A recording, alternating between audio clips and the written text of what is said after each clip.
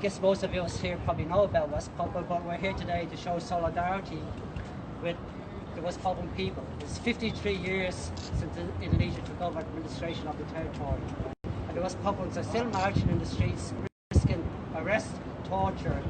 So we're going to march on. Yeah. So the Pacific Island leaders have spoken at the UN, and of course Jakarta's not happy about that. But there's a whole groundswell of support for West Papua. Some people have said that West Papua will never be independent. Untrue. West Papua will be independent one day, and there's a huge groundswell of support. It's just gone like that, and I have no doubt West Papua will achieve its self-determination.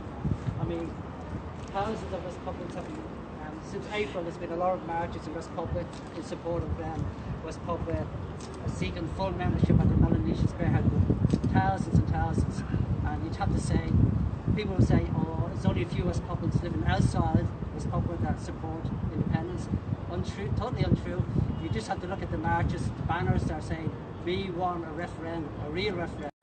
That so-called Act of Free Choice that occurred in 1969. It's a whitewashing, a farce. And they were betrayed. The West Papuan people were betrayed by the international community. But it's great that you're all here today, and just to show that Australia also supports self-determination of West Papua. We can't expect too much from our government at the moment. They continue to say they recognise Indonesian sovereignty over West Papua till a week before West Papua becomes independent. But that doesn't mean that there are not individual parliamentarians in all parties that don't support West Papua. We can't expect too much from the Australian government at the moment, until I see more and more people marching in the streets, like they are in the Pacific. And the reason the Pacific Island leaders have been raising the issue of West Papua because of all the people have been marching in the streets, and they have actually finally paid attention to that people. Thank you, Joe.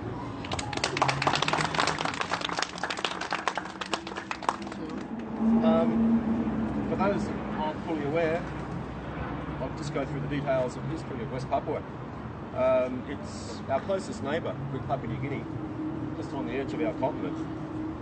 It was a former Dutch colony from the 1800s, and it was really on the road to independence right up until 1960. Speak up, Julian. Project your voice. Okay. The Dutch established the Indigenous New Guinea Council, and they set up their own flag, the Morning Star flag. The intention to become an independent country. They chose the name West Papua. They wrote their national anthem and a national seal.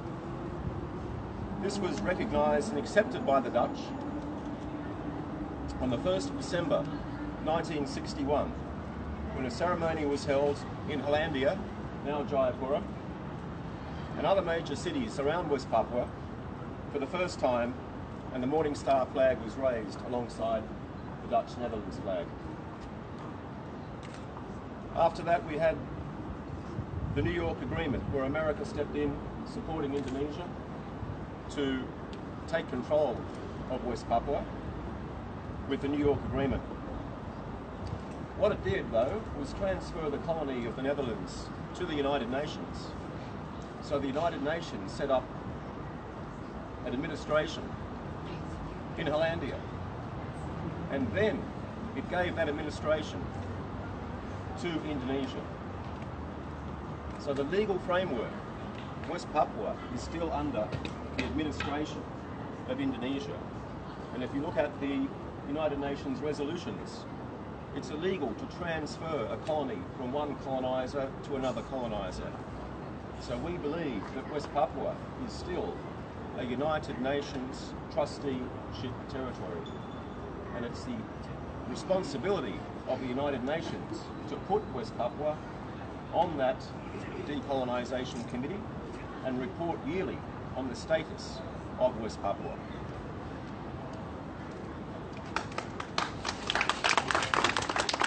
So we believe that the United Nations, with the support of Australia, America and the West in general, has conspired to deceive the world about West Papua's status.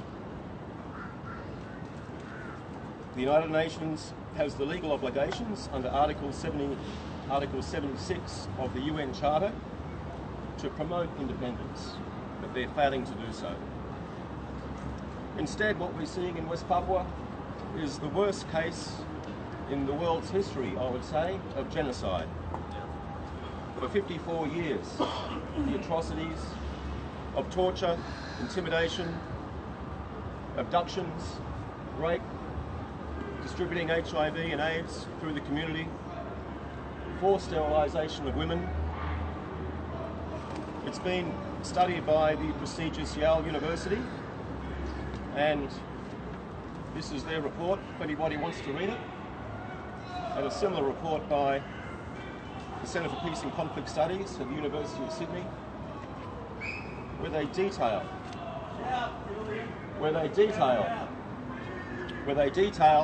that what is going on in West Papua is in fact genocide.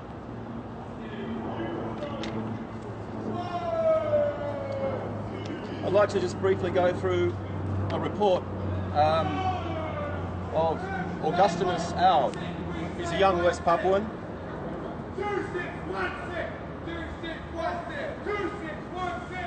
He's a young West Papuan in Sorong, and on the 24th of September at 3 a.m. in the morning, he was surrounded by at least 10 plainclothes men whose faces were covered with scarves and claimed to be police officers. They banged on his door and windows, shouting orders for him to come out. After some of the men smashed some parts of his windows, Augustinus Aud saw two men armed with M16 rifles. He managed to call his mates, who came round to his house shortly after which the police left the premises. This happened on the 24th of September, just a week ago, and this sort of thing is happening every day, day in, day out. But of course, media are not allowed into West Papua. It's very hard to get these stories out. And what are we doing? Australia. We're supposed to be a democratic country. We're supposed to be having wars against terrorism. We go and invade Afghanistan, Iraq, Syria, under the guise of their terrorists. And right on our border, we've got the worst atrocities occurring in this world. The Indonesian military is a dictatorship. It always was, and it still is. They've got the case of this fellow here, General Wiranto. Wiranto was responsible for the deaths, the murders, the tortures in East Timor for years and years and years. And now he's a minister, a member of parliament under the current Jawaki regime. And here we have our glorious minister, our Attorney General, Brandis, shaking hands with this war criminal. We train the Indonesian military, we train the police, Detachment 88, and these people cause the ongoing murder and oppression of our neighbours. So who are the real terrorists?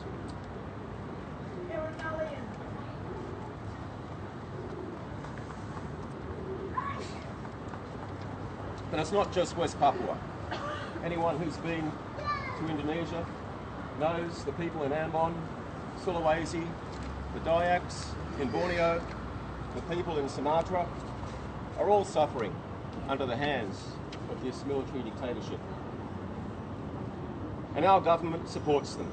We've had surveys in Australia. We know that 75% of Australians support West Papua. And yet, our government supports the Indonesian occupation and the ongoing genocide. West Papua is a microcosm of the world stage. The illegal invasion of East Timor, the illegal invasion of Iraq, Afghanistan, now Syria, is all in breach of the Geneva Convention and the United Nations Charter. And what's it about? The only reason this is going on is so Western corporations can steal the resources in the world. West Papua is one of the richest areas per square metre for resources. It's got Australian corporations, American corporations, European corporations, UK corporations, And let's face it, it's a lot easier to steal resources when you're using a gun than dealing with a democratic country.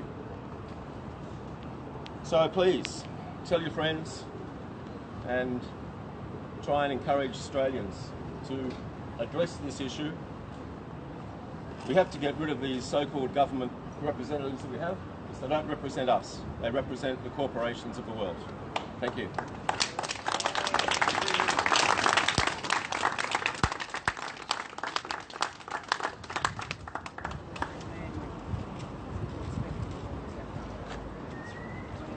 Thanks, Julian. I think the next speaker is Cami, is that right? Would you like to come forward, Cami?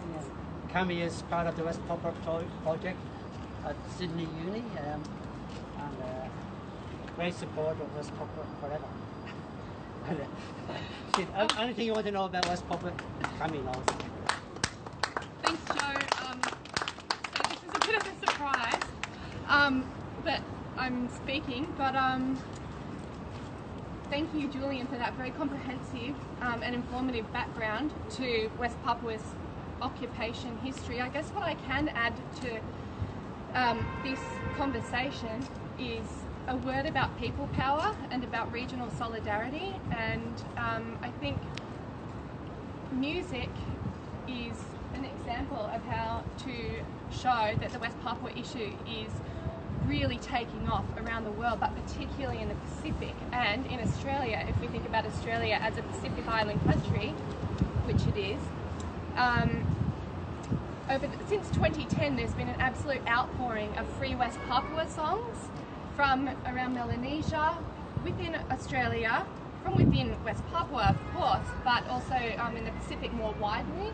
And I think this has a social media has a big part to play in this, so people are able to get a hold of songs that have already been inspiring to them and then add to those songs, put their own versions up, or they're inspired by those songs and they can put them back onto YouTube.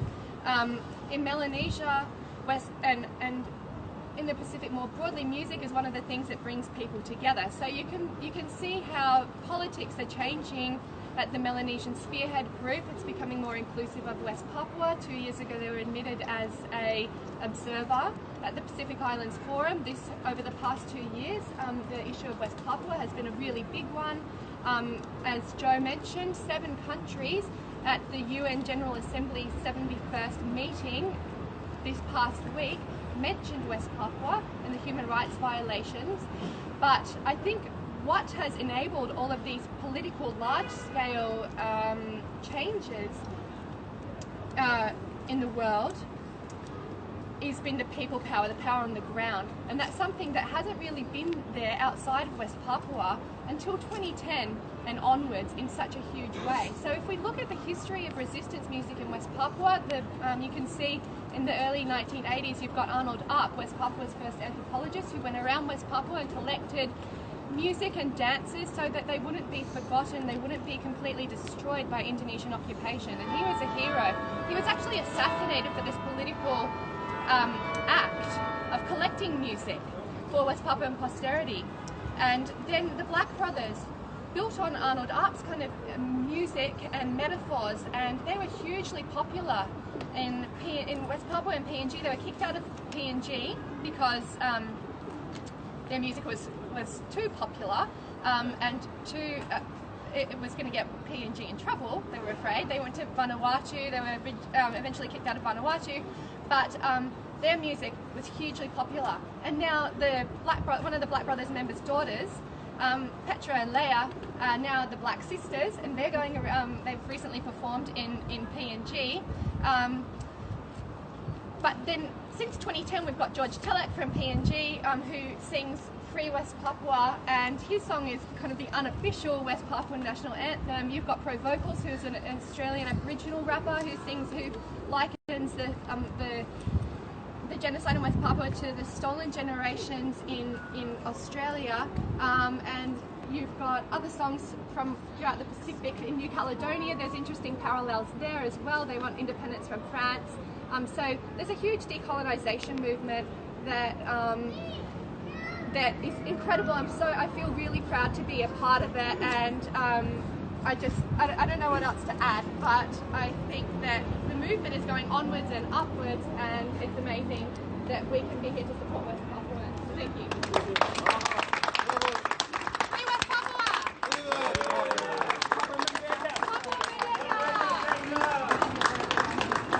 Thanks a lot, Cami. We have a West Papuan speaker next, so I'm not sure which one. Followed by Jeffrey, who we haven't got a microphone. Jeffrey, will you be able to shout loud enough? Or try. But after Jeffrey, if anybody wants to say a few words, please come forward, and we're quite happy for anybody that wants to say anything. And then what we're going to do is we're going to march up Park Street to Hyde Park, through Hyde Park, and I think to Parliament House. So we're still going there. The police have kindly said we're such a nice bunch of people, they're not going to look after us today. We can go by ourselves.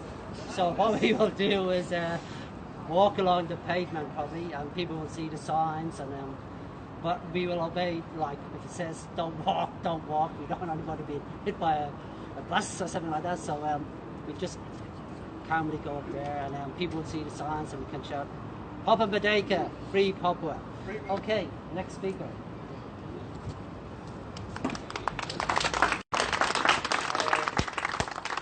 Thank you everyone for coming to today. Like, I just want to say before I speak a little bit, I just want to say thank you very much to your donation, like contribute for t-shirt money. It's $260. Money is going to ULMWP and MSG, like all our leaders traveling to overseas. That money is we, like for example, Matthew Jamison, Kaka Pamakabora and myself, we doing that kind of work for looking at money, and then like same time I give a like little discount, and then I can put later on like that kind. Yeah, thank you. Like I'm not gonna speak too much. Like thank you.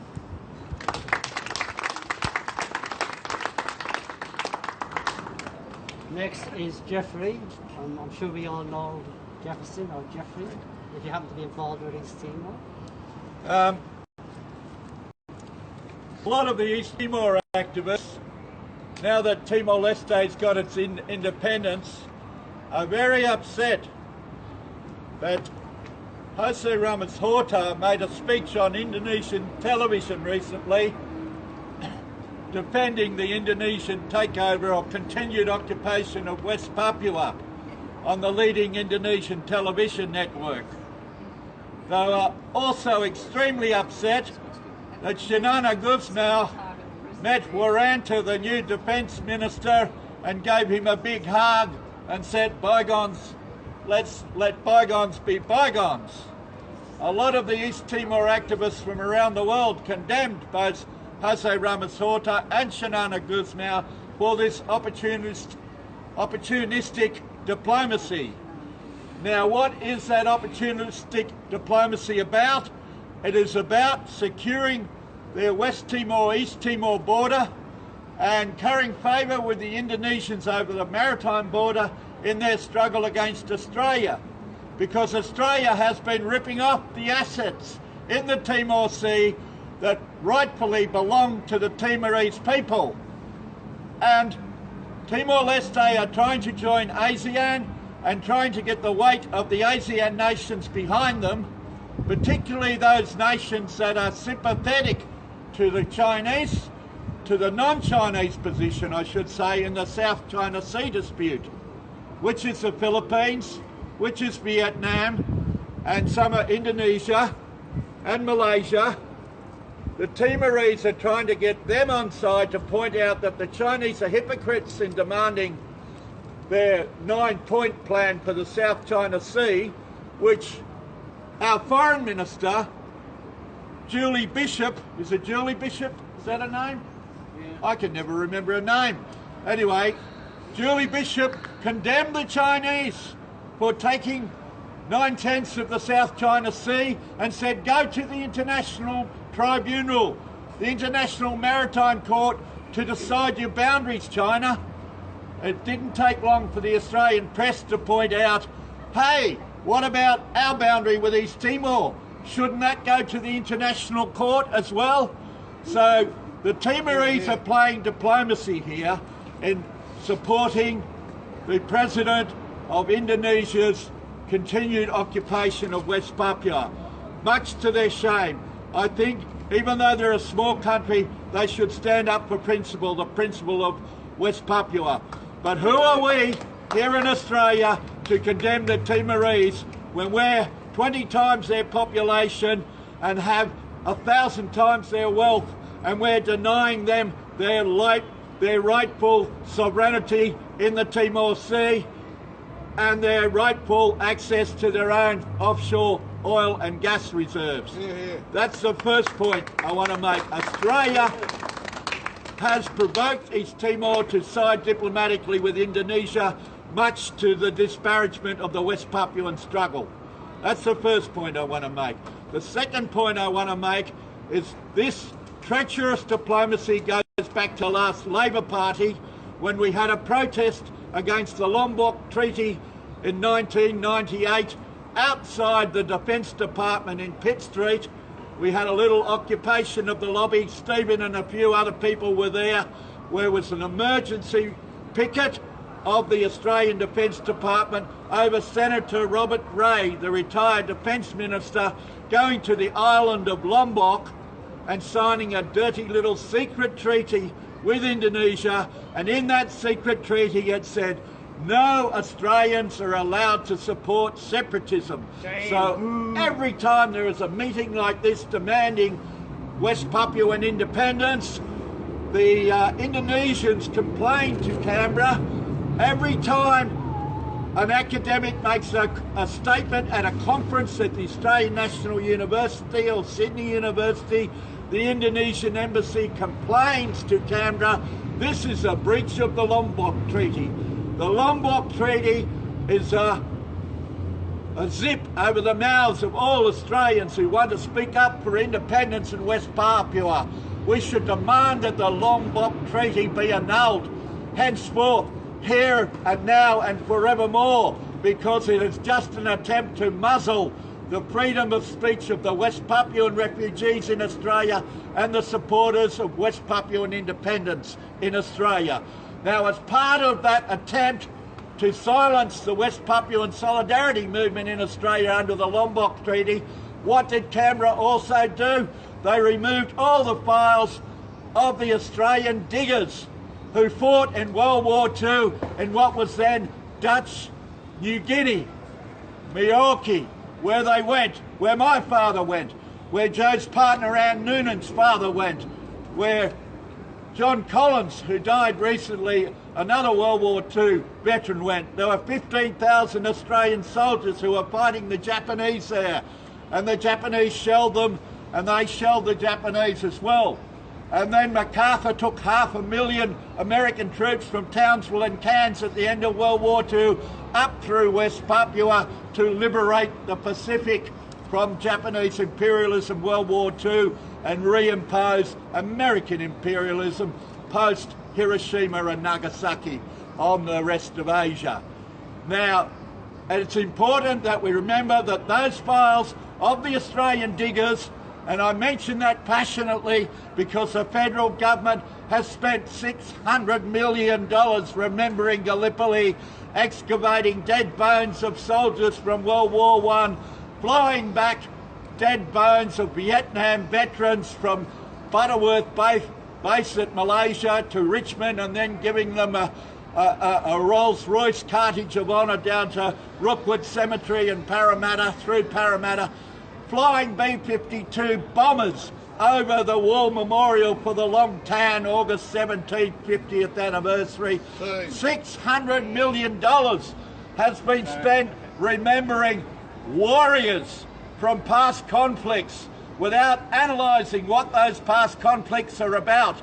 That's why we're having 1 week of remembering the war resistors, the peace activists, the Australian people who voted no to war during the only plebiscite held in this country on October the 28th, 1916, 100 years ago, out at Addison Road Community Centre. You've all got the flyers. We hope there'll be a big display of West Papua and Aboriginal resistance stuff up on the walls as well in our week-long exhibition. We've got an art opening for Pemulwuy, Dr. Helen Caldecott's unveiling a peace wall of honour at the entrance to the centre where the Save Our Sons women protested against the conscription medicals when it was an army base during the Vietnam War. I hope that you can all nominate a West Papuan activist like Arnold App and other people, or some other warrior for peace, if you like. It's a war resisters honour wall. It has to be into the Addison Road Community Centre if you want to be in the first batch this week. Little stainless steel plaques will be on the stone pillars at the centre. Joe's wife Anne has already put in for Arnold App, has put in for other West Papuan activists, but there's no number. We can fit 300 names on this wall list, so get your applications in. Now, as I was saying, when they signed the Lombok Treaty, they destroyed or hid the files of my father, Anne's father, and other people who fought in West Papua. Those returned servicemen from West Papua were shunned by the RSL. They always marched independently on Anzac Day. My father led the Anzac Day march in a country town called Kandos for 12 years, proudly supporting the people of West Papua in that march, in that RSL march. And so there has to be some sort of reckoning there to the soldiers of World War II who supported the West Papuans and supported their independence. Now, that's all I want to say. Thank you. Thanks very much, Jackie. Yeah, we have a few. Would you like to say? You have No. to go. I just wanted to say, you take the flag, and because I'm going to catch my train. You know, you can post the flag, just the flag. You got my address? Oh, just email me. I will. Okay, thanks. Okay, Liz, Dan, and Self. So Liz, I don't know what hat you're wearing today, so... Oh, I can be ICJ. We all know that Australia likes to put itself forward as a leading, wonderful member of the UN. We've just had Malcolm Turnbull at the special meeting at the UN and with the US talking about how wonderful Australia is. Now, something that's absolutely shameful. We know journos can't get into West Papua, but also the UN special mechanisms. Now, I'm a lawyer and I know how important their reports are. They can't get into West Papua to do reports either. Now, in the next 3 months, we've got 3 special rapporteurs coming to Australia. We've got the rapporteur on human rights defenders, he's here in October. We've got the rapporteur on migration, he's coming in November, and the rapporteur on racism is coming in December. None of these people are allowed into Papua. Now, I know Indonesian human rights workers really well, and I know the risk that they take in Jayapura. The Indonesian Human Rights Commission is there. Across the road from them is the security service. It's watching who goes in and out. These people are followed everywhere. That's why we need the special rapporteurs to get in there. Now, if the Australian politicians love to go to the UN, why don't they use their good offices? Why don't they raise the issue of special rapporteurs going into Papua? I think we should all write to our local MPs and to that wonderful bastion of human rights, George Brandis, and say, please, use your good offices in the UN to get the Special Rapporteur on human rights defenders, the Special Rapporteur on racism, the Special Rapporteur on women's issues into Papua to actually do a report. Then we can use those reports and the Indonesians won't be able to pretend there's a cloud of mist and darkness over what's happening. Okay, thanks. Next we have Self, and we might make Self the last speaker at this part of it anyway, because we should probably go on our march shortly. And as I say, we'll up through Park Street, up to Hyde Park, and along to Parliament House. And, would you like to say something after Self? Well, we should probably Self, if you want, okay, sure. Whatever hat you're wearing today, Self. Hi everyone, my name is Self Giannis from Bayless, but everyone calls me Self. My father's from West Papua, from BF Island, I'm also a lawyer. I thought I'd just kind of touch on what people have said about the Lombok Treaty, which is quite concerning. But before I do, as Joe mentioned at the beginning, this is quite an historic and momentous time in West Papuan history. Because as you'd know, it's been the first time, at least since 1969, that a number of nation states have come out openly in support of West Papua. There is a groundswell, there is a movement towards independence, and it's happening now.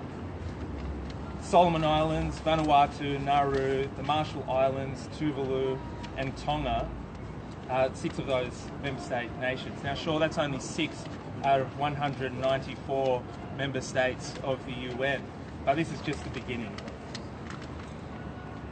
There is a war of words going on, and Indonesia is definitely on the back foot. You will have seen, and if you haven't already, I urge you to go online and see Indonesia's right of reply, because clearly Indonesia at the moment, it is rattled. It feels threatened and it knows that it's in the wrong.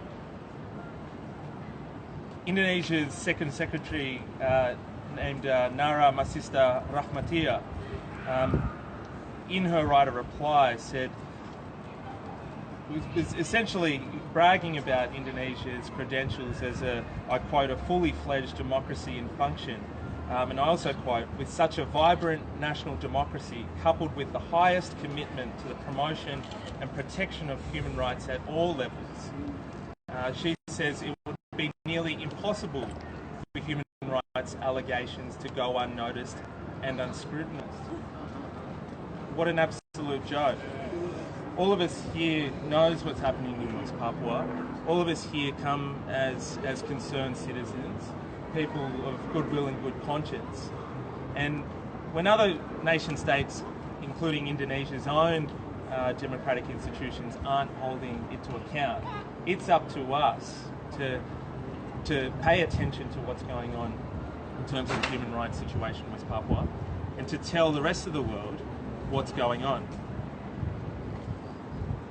Indonesia likes to hide behind words like state sovereignty and state national integrity. When it uses these words, what it really means is that we don't have a lawful excuse for the human rights abuses. We do operate with impunity. I mean, similarly with the Lombok Treaty, I mean, really, if you've ever read the terms of the Lombok Treaty, it really is a treaty that's been drafted in self-interested terms that, you know, can only be used to protect Indonesia's agenda of suppressing dissent and self-determination within West Papua. In Article 2.3 of the Lombok Treaty says that parties shall not in any manner support or participate in activities by any person or entity which constitutes a threat to the stability, sovereignty or territorial integrity of the other party. Well, I don't think we have any sovereignty or territorial integrity issues here in Australia, so you could only interpret that provision as clearly safeguarding Indonesia's human rights abuses in Indonesia. Really, I don't think anyone should feel threatened by the Lombok Treaty, and I guess that's my message to you as a lawyer, is that really the Lombok Treaty is only as good as or as valuable as the piece of paper that it's written on. Sure, it is a treaty, but it hasn't been enacted into any sort of domestic law. So don't feel threatened or intimidated. Don't feel that by simply congregating here and having a very healthy democratic dialogue could anyway imprison you. Sure, if Indonesia had its way, it would imprison, you know, people like us speaking out against West Papua, as it does to West Papuan people for simply raising the West Papuan flag. So I'm not telling you to break the law. I'm simply just telling you that there aren't any laws that exist, you know, here in Australia or anywhere that could prevent any of us from speaking out against the Indonesian state. Thank you.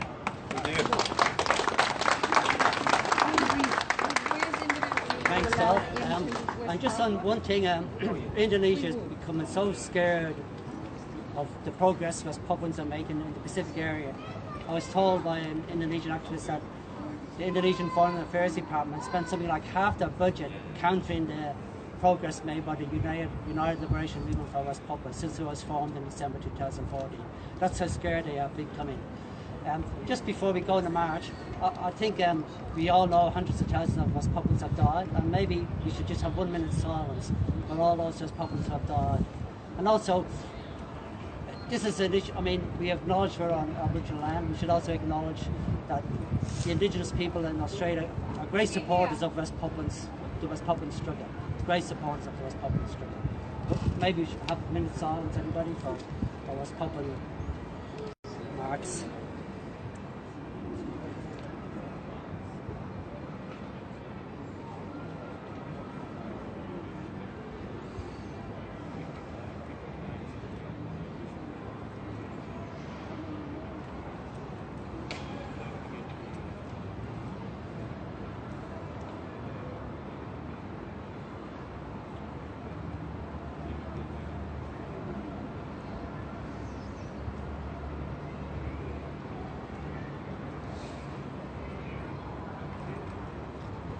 Thank you, everybody. Our bullhorn arrived, late, but let's give 3,000 cheers. Free West Papua! Free West Papua!